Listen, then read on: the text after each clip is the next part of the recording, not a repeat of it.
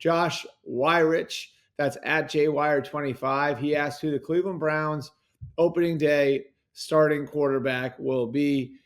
Josh, right now, my guess, and I emphasize this is a guess, a projection, whatever you want to call it, I'd say Kirk Cousins.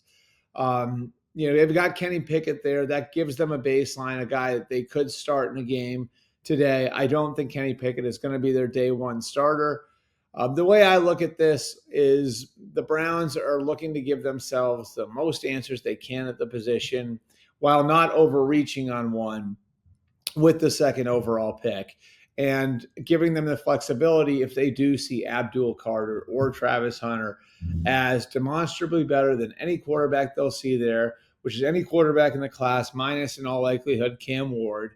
And I think the likelihood right now is that they will exercise that flexibility, that they would take Abdul Carter with the second overall pick, that he is a great fit for Jim Schwartz's defense and a great fit to play opposite Myles Garrett and eventually be the successor as the primary pass rusher for the Browns defense.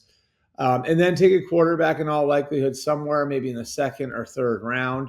I think there was a tell when it comes to this as well over the last week, in that a week ago tonight, that's last Thursday night, they were in State College, Pennsylvania, ahead of Penn State's pro day, and the owner, Jimmy Haslam, his son-in-law, the vice president, J.W. Johnson, the general manager, Andrew Berry, took Abdul Carter out to dinner.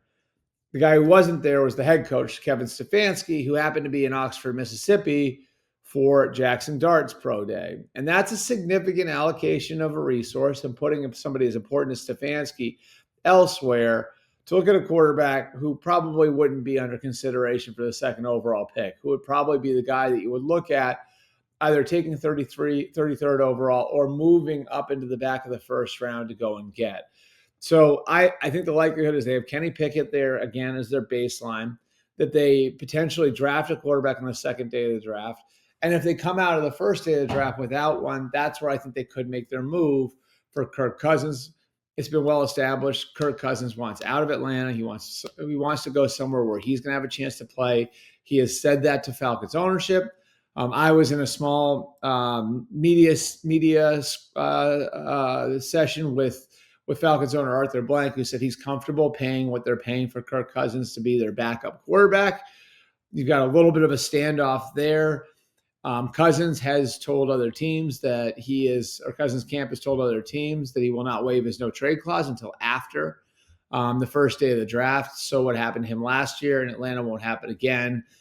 But I think there's a good chance that we get to Thursday night of the draft. The Browns wind up taking Abdul Carter second overall. And then on Friday morning, they double back with the Falcons. They work something out with the $27.5 million that he's guaranteed for 2025. Maybe there's some sort of split of the money there. The Falcons get to clean the slate for Michael Penix. They get to save some of the money, which includes the $10 million guarantee for 2026. And the Browns have their starting quarterback for this year, and a guy who has experience having worked with Kevin Stefanski as his quarterback's coach in 2018 in Minnesota, and then his offensive coordinator with the Vikings in 2019.